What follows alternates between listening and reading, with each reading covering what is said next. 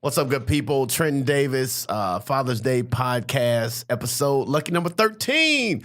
What's up, good people? Make sure you do me a favor. Follow me on @TrentonComedy at Twitter and Instagram and Facebook and all that good stuff at Trenton Comedy. Comedy Network, CPU Podcast, Comedy Pop-Up. What's up? Blah, blah, blah.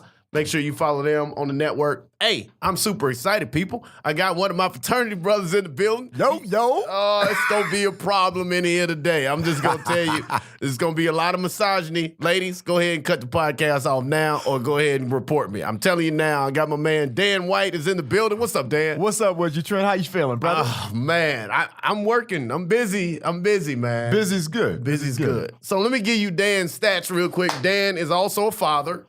He's the Noops. He's a father of a daughter. How's your daughter? Should be 4 in May. So 4 in May. Yeah. So you can, it's up to you. You can say your daughter's name. You don't have to. Some people, we don't, and even if you mess up and do it, we can edit it out. Okay. So we good. Okay. But Dan's a father. He's an actor. He's been in L.A. How long you been in L.A.? I've been in L.A. Well, I moved here in 2000, but Okay. I was in school up in Valencia for like 3 years. Okay. All And right. They had brothers sequestered away, so I don't count them 3 You don't years. count them 3. So I've been on the scene for like 15 years. Yeah. So when I got here, long story short, when I got to L.A. through a friend of a friend, I met Dan. Turns out he's the Noops, and we just hit it off, and we've been in touch ever since. I learned a lot from Dan. From the acting side, so Dan got into comedy about, 2 years ago now? This is my 4th year. 4th year. Yeah. Is it really? Yeah, So indeed. Dan been in comedy 4 years, and I still know nothing about acting, and Dan's been acting for probably 20 years? Longer, like since I was like 12. 12. Yeah, so like 20 something. Yeah. Long time. So about 3 months. Right, He's light-skinned pretty. Y'all don't know if he's 20 or 40. That's what it is. But so I go to him when I'm asking questions about acting, asking questions about the business. Dan is who I go to, is my mentor, and then I try to return the favor when he comes to me about comedy. And so we both have daughters. Neither one of us are with our daughter's mother. Now, let's come to that. Okay. Well, that's, Yeah, hold on, we get into that. But I got to say this, because as gracious as this man just was in terms of being me mentoring him acting, he's been an incredible mentor with me for comedy. And I'm talking, and you got to understand, when people start comedy, they go for a lot of stuff that's been done, a lot of stuff. Trenton held my hand through the Martin Luther King jokes, through the Morgan Freemans, through all the shit, the things you try to do when you just get into comedy. Yeah. Well, and he was very gracious about that. So I need y'all to understand the mentorship that is that a word that he that he provided me. Because wow, Dan has a talent, many talent. I'm not saying a talent, but one of his talents is he's phenomenal at doing impressions. I think that's fair, right? I'll he's take it. good at doing impressions. So when I was pushing it, I was just like, yo, Dan, the impressions off I can't do impressions. I've been doing comedy 12 years. You would not see me do an impression unless I'm playing dead. But anyway, so his impressions are spot on. So I was just saying, hey, don't do Morgan Freeman because we've done him. Don't do Barack because somebody's done him. Do these names that we don't know and blah, blah, blah. And so, but anyway, 4 years in, Dan it's funny because I don't even see him. And it's actually a good thing. When you don't see a person, that mean they working. That mean if somebody see you every day, what you doing with your life? right? Like you're just following me, Right. So what's up, man? Let's get into it. So I was saying earlier, neither one of us are with our daughter's mother. That's we, correct. We both are fathers of daughters. You think that's a Kappa thing? You think what happened is we was in college and got so many women that this is karma? Wow. Wow. I hope not. I sometimes think it's karma. People say that. People say that, and I like to think I was nice. You think? Yeah. You was light skinned with curly hair during the time it was cool to be light skinned with curly hair. I was thicker. Okay, you was. I wasn't Big Pun, but I was definitely Fat Joe at times. All right. Where you went to Hampton undergrad? All right, I went on the college tour. Okay. All right. I went. So I played ball in William and Mary. Did you really? Yeah, like football, basketball, football. Mike Tomlin graduated the year before I came in. Really? Yeah, Did you know Mike? I you know what? Yeah. I did. Yeah. You know, he's a bro. Yeah. No, Yeah. So I saw him. Yeah. You know what I'm saying? Okay. All Yeah, right. and then so it started there, and then I went to Jackson State, Okay. and I took a semester at Hampton. Jackson State. That's in Mississippi. Jackson, Mississippi. Wow. Yeah. So you went from William and Mary, Yeah. which is in the north. which is well, it's in the south. It's Williamsburg. It's Williamsburg. So okay. Yeah. Okay. So Virginia is like. It's interesting because Virginia's barely below the Mason-Dixon line. Below the Mason-Dixon. But You're folks right. really need you to know they're from the South. They were okay. So, yeah. So we talk about that too, Confederate flag. Really? Yeah. Was it worse? deep. Was it worse in Virginia because they're trying to be Southern, or was it worse in Mississippi where they are Southern? I found it worse in Virginia. Really? You know why? Because you so light skinned, they thought you was trying to pass. Yeah. They was treating you like you was trying to pass. Yeah, they wouldn't let me on the train. Yeah. Like me, they knew I wasn't trying to pass. Perhaps. Okay. But it was a trip. They didn't even have Martin Luther King Day until like 2000. Dude, I'm not making this up. I'm not making this up, what I'm about to tell you. So I went to high school, middle school, all that stuff, North Carolina. Okay. I went to school in Greensboro, North Carolina, which anybody know, that's where they have the GGO Greater Golf Tournament, also the ACC Tournament. Yeah. Every year is in Greensboro, North Carolina. Right. All right? Every year, I'm not making this up, you can check it, we would get out of school half a day all week for the ACC Tournament. Not all week, it's probably, when does it start? Wednesday, Thursday, Friday, and it goes to the weekend. That sounds great. We would get half a day, Yeah. right? These same people got upset when we got one day for Martin Luther King.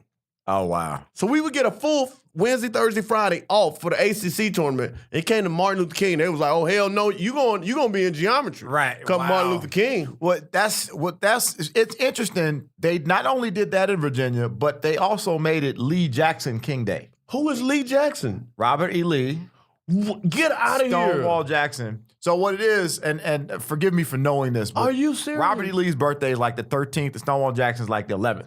So they had Lee Jackson Day since the Civil War. Right. So when Martin Luther King Day came, they were like, oh, we'll just put them together.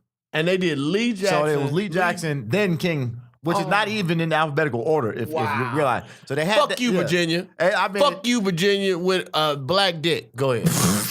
right.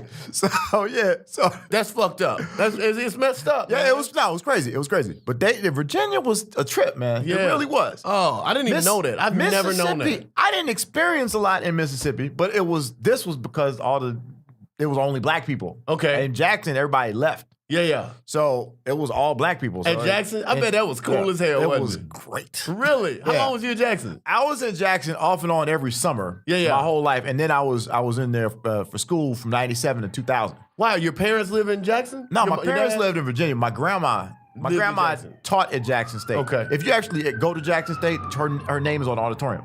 Just so y'all know, guys, every time we talk about a place that's real black, a siren comes by. It's all good. That's This just how life Big works. Brother is watching and listening. Yeah.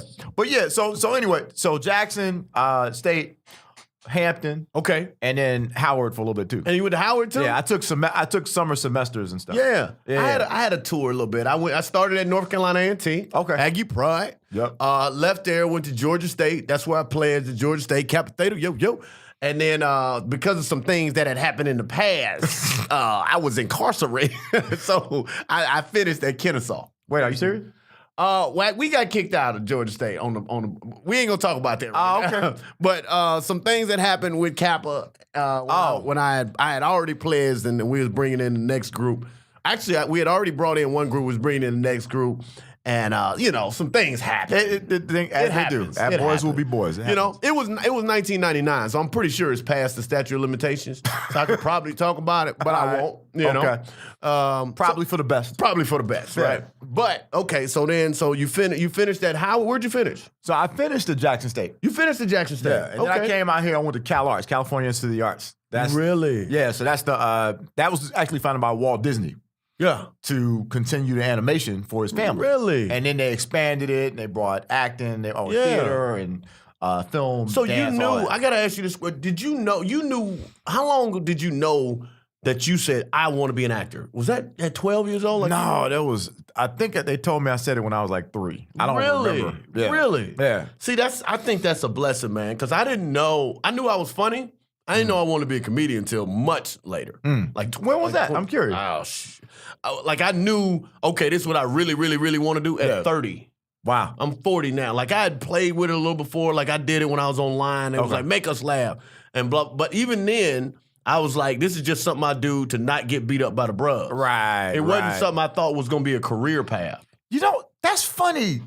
Because I heard the same thing about, like, remember him in the sets? When I started doing comedy, Right. cats were like, was he funny? Like, yo, remember him in the sets? Yeah. That kind of came from my same thing, too. Right, That's a trip. Wow. It's amazing how much, and it's good, right? That what people see in you that you can't see yourself. Saying yourself, yeah. Right? So I think now being 40 and trying to be a little bit more mature. I'm 42, y'all. Are you 42? Yeah. When I see something in somebody, I tell them. Yeah. Not negative. Now, if it's negative, I just keep my mouth shut. It's not my place. But if I see something positive, I'm saying, like our friend Natasha, she's really good at social media. And I said, Natasha, that's a thing. You need to teach a class, or like don't just think everybody's good at that because you are. Right. Right? Like you with the voices. That's not everybody can't do that, right? Right. I talk about that, man. That's good. No, all right, so let's get into it. So you finished Cal Arts. Came out. Okay, so Cal Arts took you another 3. That was 3. That's why I joke about only being here since 2003, because I was in Valencia and they didn't let us out of school. Like, we had to stay there. We were there probably 80 hours a week doing rehearsal, class, and everything. Yeah, and shows. Yeah. And when you're in school, you're building sets. You're doing the whole gambit. We weren't building sets, but there was so much, like, they were directing programs. So we were acting in their productions. Okay. And we were rehearsing for their production. Always doing something. Really? Yeah. I mean, like, we would do African dance. Yeah. It was a trip, because I had played football in college, so I was walking around like a Cro-Magnon. Yeah. Shit, and I had to do the African dance. Yeah. So tell me, what was your first... for you, what was your first big break in acting where you was like, oh, this is cool, this could work? My first audition and I didn't even get it, but I came really close. Okay. Was this movie Toy Soldiers, and it was like 1991. I remember that. It was with Lou Gossett and Sean Astin. Okay. And I had never auditioned, and I almost got it. Right. And that was the first professional thing. I think I was like 12. Okay. But once I got out, the first. When you talking about got out first of school, got out of school, yeah. Right. Yeah. I first got out of prison. Yeah, after the biz. Right? So, but so the first deal was actually a voice thing. Okay. Was Pimp My Ride. Really? Yeah. What did you do? Say it. Let me hear it. I was the voice of the show. What? I was. So you want to be a player, but your wheels ain't fly. You got to hit us up to get a pimped out ride. That was you. Yeah. God damn it, people.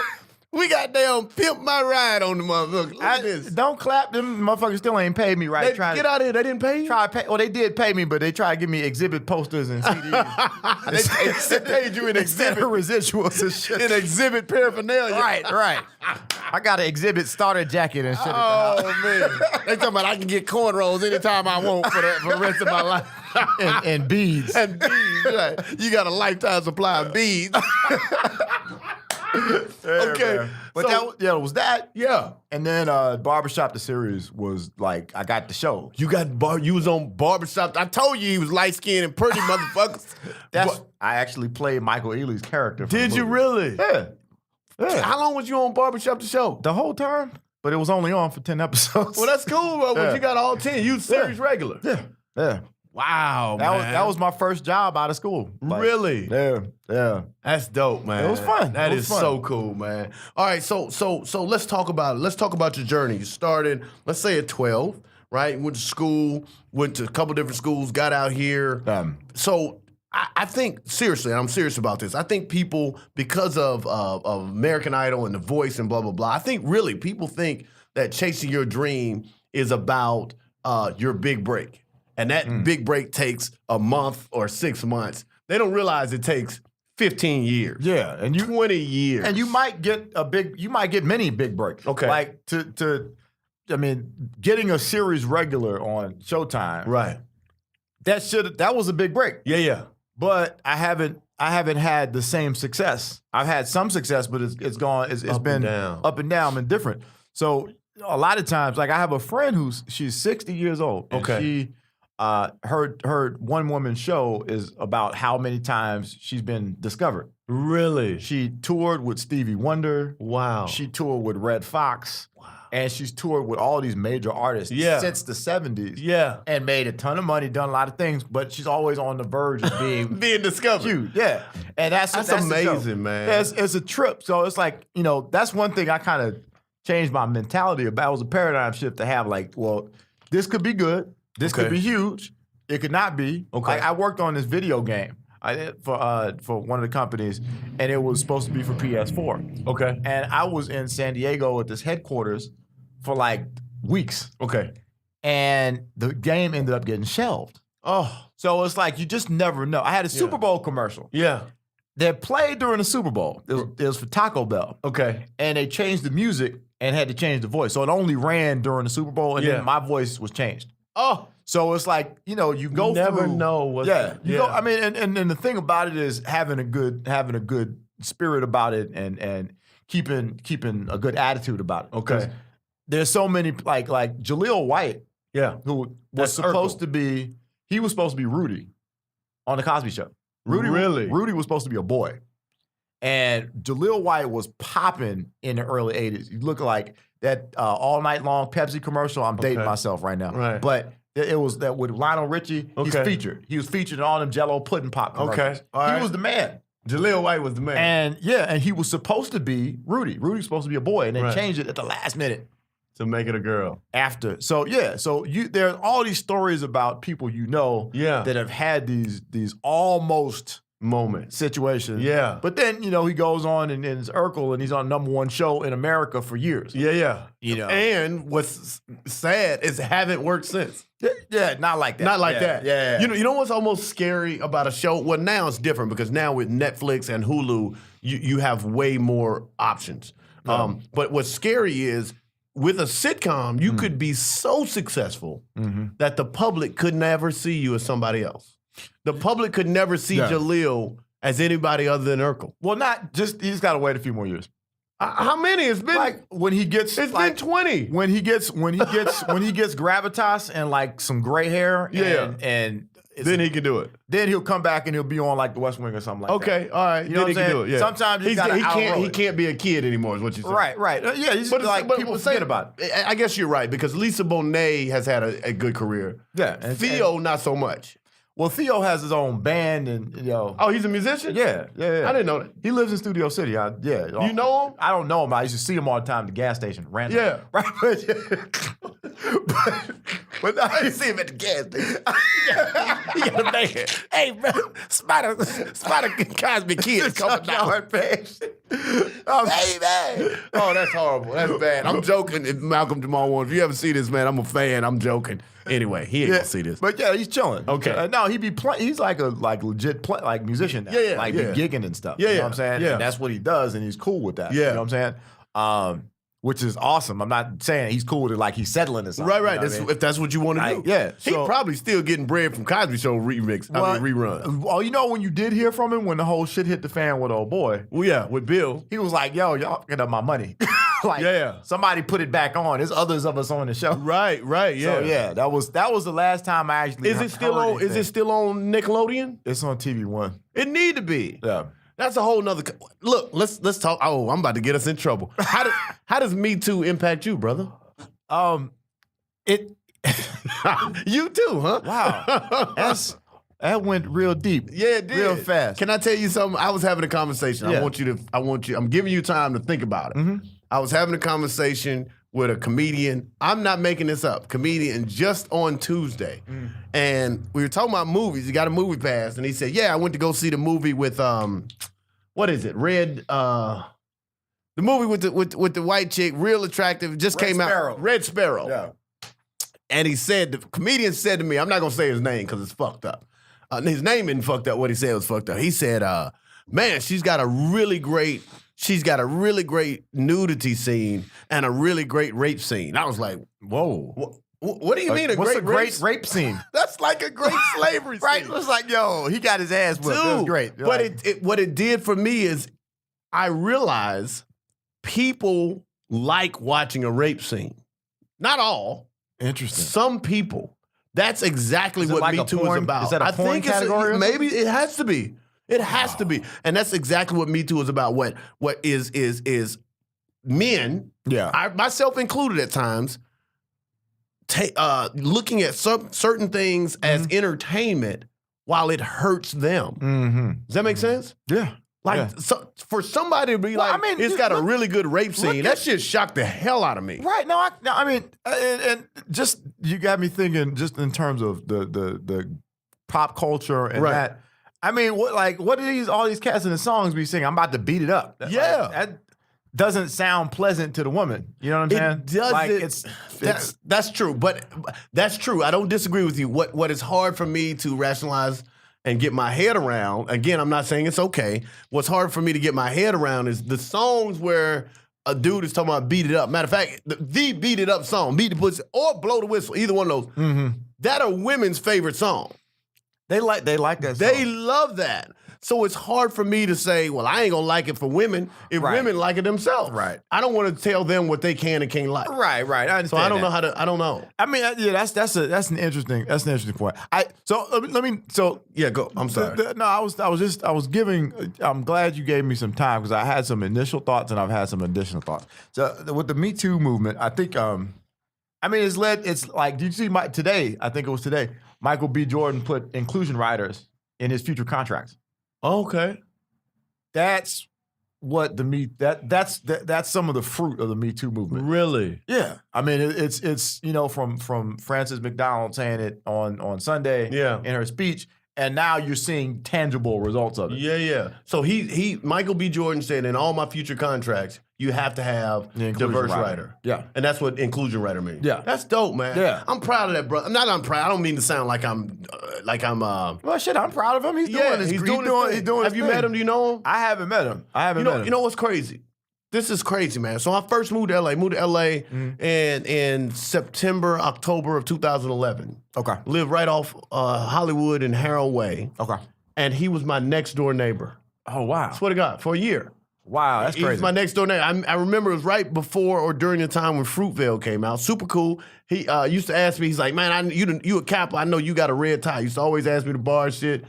Cool as fuck. Yeah. And here we are now, 6 years later, and this dude's on top of the world. On top of the world. It reminds me it can happen. Yeah. It reminds me it can happen. It gives you it gives you faith. Yeah. I mean, and yeah, I mean, literally touching on my story a little bit with I got out of school in a year and some change later I had a series. Right. It can happen so quickly. That's why you got to be ready. You got to keep rocking.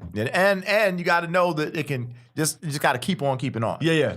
I think that's the main thing right there, and strategically working toward things. But go ahead, Michael B. Jordan. Yeah, no, I want to ask you a question, man. So you've seen the ups and downs. No. What are some of the sacrifices you've had to make, and especially over the last X number of years since you've had your daughter, sacrifices as it pertains to relationships? What are some of those sacrifices? Talk about that. Oh, that's deep.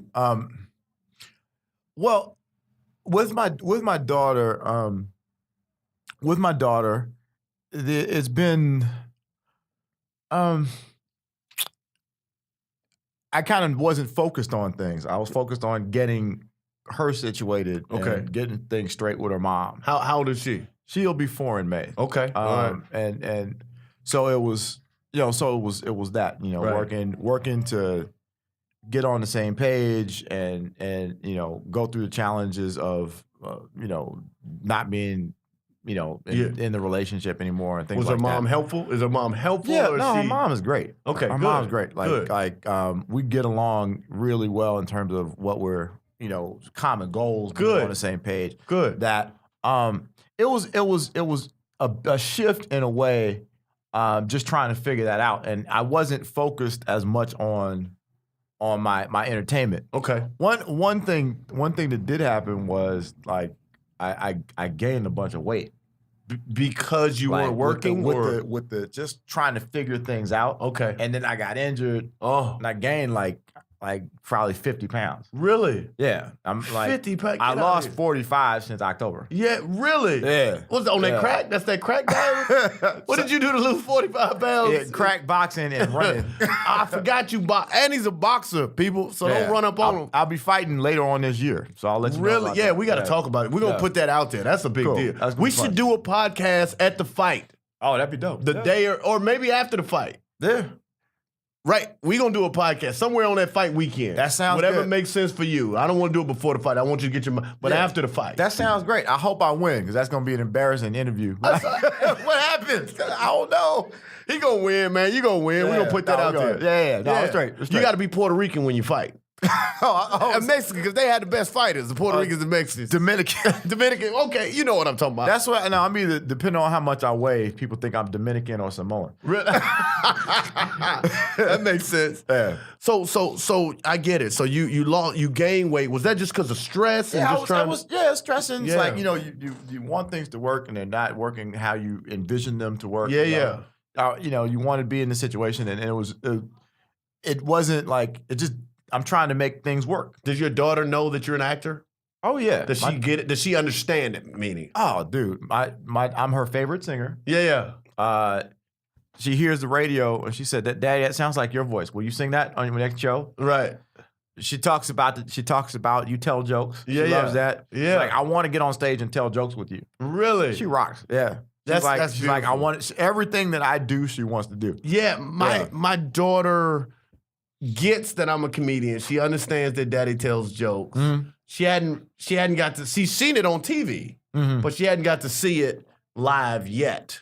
But I'm trying to get her out with me to the Bahamas this year. Oh wow! And then I perform every night, and so I'm gonna get her to come to at least one or two. She'll nights. remember that the rest of her life. I hope so, man. It's a big deal because I invited her. She was coming to this one show a while back, and she couldn't hang in the showroom. But she was so excited. She was like, "I get to see you." I was like, "Yeah, baby, you get to see me." So they're our biggest fans. Did you do what kind of material did you do? I'm not gonna change it. I mean, granted, I'm not gonna do the blowjob and all that joke. Right. But first 5 minutes, well, you don't know, but my first 5 or 7 minutes is about my daughter. Right. That's how I bring the audience in, kind of slowly but surely. And so I do the black, right? I do the black Band-Aids and I do the stuff about her. That's a dope bit. I love Thank you. Bit. Yeah. And so those help me get the audience in, blah, blah, blah. So that's what I'll have her watch. And then after 10 minutes, I'll usher her out. Got you know what I'm saying? Oh, 10 or that 15 makes minutes. sense. Yeah. Because they're kids. They're not going to watch a whole 45-minute set anyway. Right. You know? No, that's real. That's real. My daughter has seen me live, but she did. She was like a year old. Though. Okay. And thank God, because I wouldn't want to remember what came out of But it'll be great when they see you, man. Oh yeah. And you've done so much. It's just a phenomenal feeling. It's wonderful. It really is. I have footage. It's actually on my Instagram at that damn white y'all. Yeah. But I have footage of her watching me in the last musical I did, singing along. Really? You can hear me singing off here, and she's singing along with everything. That's amazing. So you and her mother broke up, but amicably. Yeah.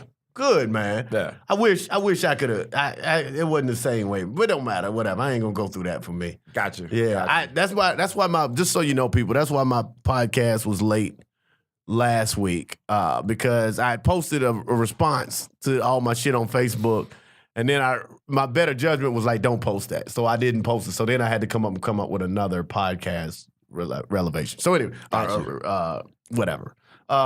Hey, so let's chat. Let's just figure this out now. So since you've had her, most of the situation has just been trying to get things in order for her. Yeah. I mean, there's challenges. You move in across town and you're trying to figure out. Okay, well, logistically speaking, did y'all go to court or y'all just working it out between you and her? We haven't gone to court. Good. I hope you don't. Yeah, court that's ain't the plan. You remember in Boys in the Hood where they say black man ain't got no place in the white man's army? Black man ain't got no place in the white man's court. None. Who was talking about that the other day? Chris Rock. That's right. Chris Rock. He just released it. I was like, who was there? Don't go to court. If you said the black judge don't even want to be there. I said you gotta wear a cape to let people know you're a judge. Right. I agree. But that's good. So do you have a set day that you get her, or do y'all just talk it out for the week? It's like, I do shows and stuff at night, of course, and that, and so I have her during the day a lot of times. Nice. Because she works during the day. And I grab her during the day. That's perfect. And it's cool because I even like yesterday, for example, I haven't had. She's been off. Her mom's been off, but I just needed to see my child, so I'll just go. I just be like, all right, I'm coming by to visit, right? And I got her little 8-bit old Nintendo. Yeah. She loves playing. Ring King of all things. Really? Yeah. My daughter likes that Nintendo. She's on that Mario Brothers. They sell it now. $70, you can get all the games. Everything. Yeah. Not all, but like a bunch of them. Yeah. That's the one. That's the one I got for Christmas. Nice, man. Like to play that. Yeah. I still suck at Ghosts and Goblins. Like, you remember that game? I don't. It's hard as it was 30 years ago. Is it? Yeah, I wanted to throw the controller. What is Ghosts and Goblins? I don't even know. It was a game back in the 80s where you be fighting zombies and stuff. It's stupid, but like it was just notoriously hard then. So what are you doing? Yeah. What are you doing now? Now let's say your daughter. Let's say your daughter's 4. All right. So we're working through that process. Where do you see yourself? Not like an interview question. Where do you see yourself in 5 years? But what's your plan now? Like what's the plan? Well, she'll be starting kindergarten soon. So so getting that situated. Okay. And I have a lot of my buddies who are also in the industry have girls the same age. Okay. So they're putting them in class and stuff like that. Like, really? Like the daddy-daughter thing. Yeah. Couple of those cats already, their daughters booking commercials and stuff. And really? Yeah. Wow. So it's that's there, and like my cousin paid for college doing that. Like my cousin graduated from Arizona State, and he paid for his whole college from commercials he booked in the '96 Olympics. So yeah, when he was 5 or 4 or 5 years old. Yeah, Hanes commercial, you walking around in his drawers. Yeah. Do you want to be? Do you want to be like they have a studio mother or a studio? Do you want to be a studio dad? Where you?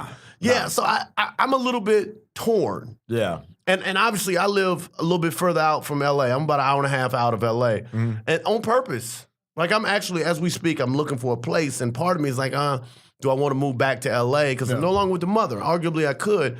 But I'm like, what that means is I'm moving away from my daughter. And it wouldn't impact me on the days I have her. I pick her up. I was telling somebody the other day, I said, where it impacts me is the days I don't. Yeah. Because now when I don't, I can still run by school. I can still run by the soccer game.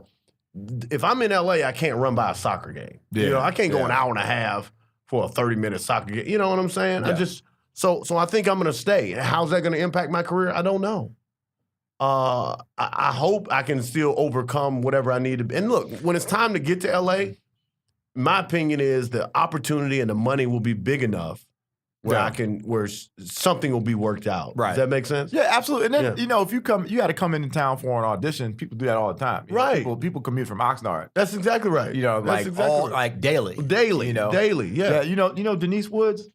Name sounds familiar. She's Taraji's coach. Okay. Vocal coach, but she was Will's coach on Ali. She was one of my mentors. Wow. And she held an office working with all these people in L.A. Right. And lived in Ventura. Really? And was commuting every day. And this is somebody, so I mean, it can be done. Yeah. And she's very, very successful. Yeah. So, yeah.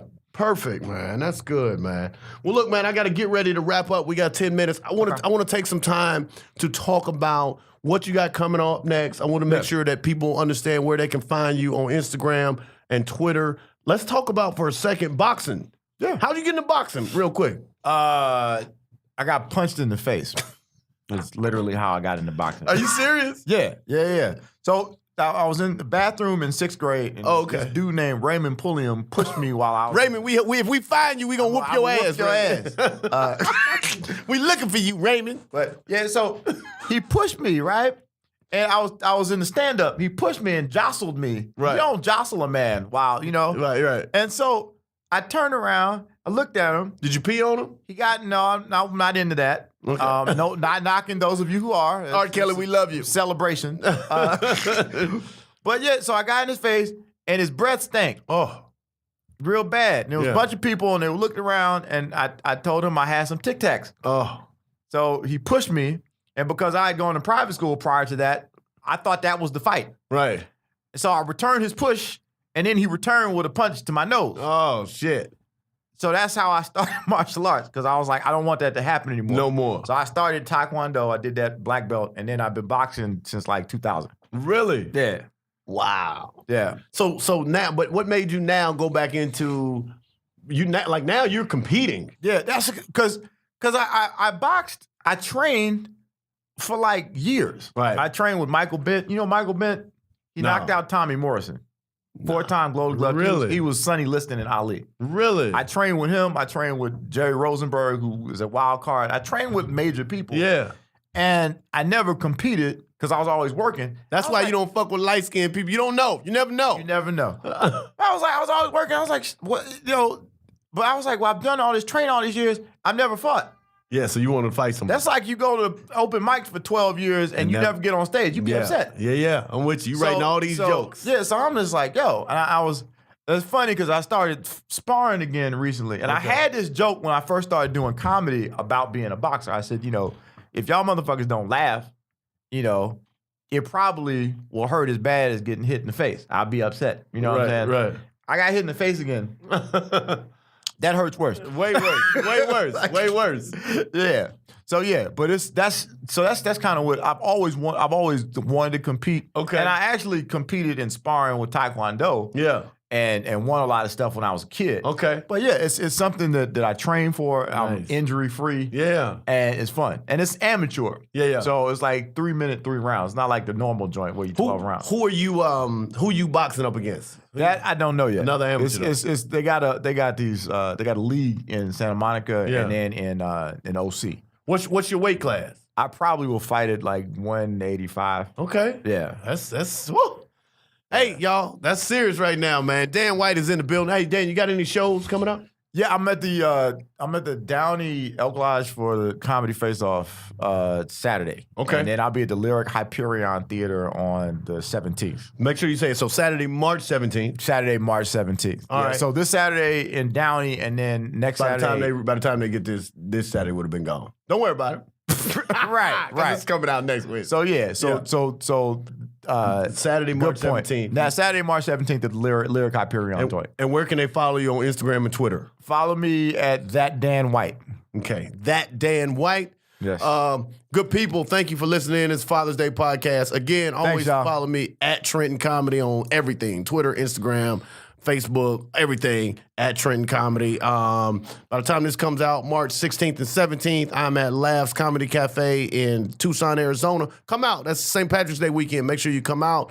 March 30th, 31st, and April 1st. That's Easter weekend. I'm at Pechanga Casino down in Temecula. So Pechanga people, Temecula people, Inland Empire people, San Diego people, come out. I'm headlining that all weekend. Should be great. Thank you for listening. Love to hear all your comments, all your retweets, all your posts. Please share it. Thank you so much. Have a great night. Holla.